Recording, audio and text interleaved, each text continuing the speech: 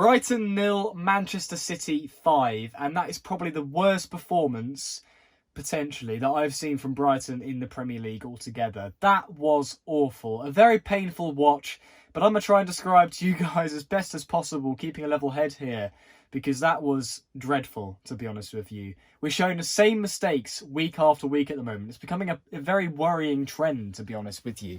What we keep doing is we give the ball away in the middle of the park. We're trying to play out from the back, and yes, that's great when it works. And Graham Potter saying in his press conferences, when he's asked if he's going to continue with this brave style of football, keeps saying, yes, we will, because when it works, it's great. It's just the individual mistakes. But to be honest, against these big teams like Man City, Liverpool and Man United, three teams who've had in a row at home now, when we give the ball away and try and do this expansive style of football, yes, it's more exciting against the smaller teams, but against these big teams, it just gives me mini heart attacks all game. I was very impressed with how we did against Liverpool last week after conceding our 2 early goals. We got back into the game and looked fantastic. Great individual performances. But tonight, despite not conceding in the first 10 minutes like we did against Liverpool, I think we held on for about 20 tonight. Wow. We were awful. Davy Proper gave the ball away. I don't think I can even count on one hand how many times he gave the ball away tonight. Thankfully, he was taken off early in the second half and Dale Stephens came on, who normally gets a lot of stick for passing the ball like wayward and not being great with passing, never going forwards, etc. But he was actually all right when he came on. He might have given the ball away, I might be mistaken, but I think he actually kept it most of the time. But Proper, when he was on the pitch, was proper shit. Honestly, sorry about the language there, but there's no other way to describe it. He was awful, misplacing so many passes, lazy to get back. I thought that, he obviously needs to give Lamptey a rest at right back, and I think that's the right decision with Southampton coming up next, a more winnable game. But you really saw the absence of Lamptey tonight. Montoya, he looked very rusty tonight. He was out of position a lot. He was struggling against the likes of Raheem Sterling and Riyad Mahrez for pace, which you'd expect. But he wasn't good enough for me tonight. He was making too many mistakes, and he wasn't very solid as a tackle. Lamptey comes on and actually shows some passion and desire. And you can really see when you put the two performances up against one another, the difference. Lamptey has so much more passion. He's a lot quicker, which helps. But just going into a tackle, he puts so much more into it than Montoya does. He wasn't doing enough for me tonight.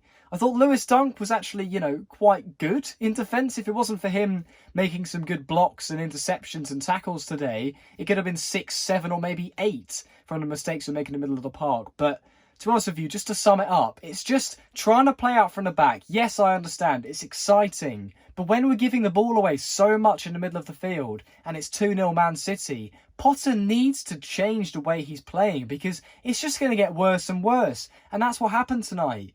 De Bruyne hit the post with a free kick. I think Dunk made some crucial blocks on a couple of occasions.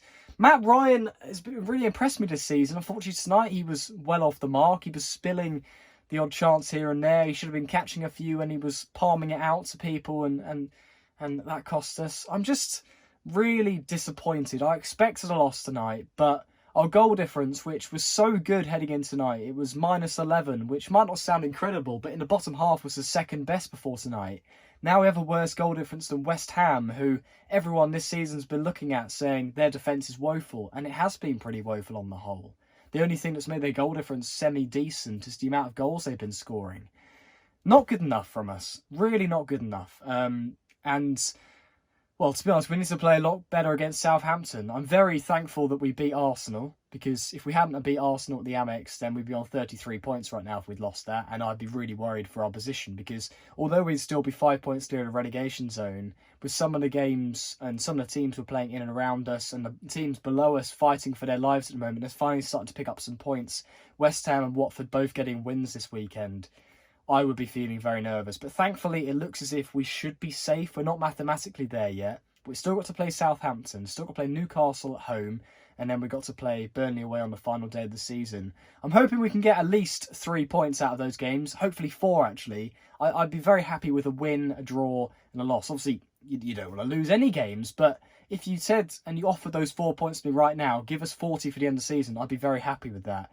But if we play anything like we did tonight, I just can't see us getting anything against Southampton. They literally beat Man City last week, 1-0 on their home turf. Similar scenario to us, on the south coast, Man City travel down, have loads of the ball, loads of efforts on goal. I think they had the same amount of efforts tonight, or less than they had last week against Southampton, and they ended up scoring 5. Against Southampton, they didn't score any. And that's because Southampton's defence was so good.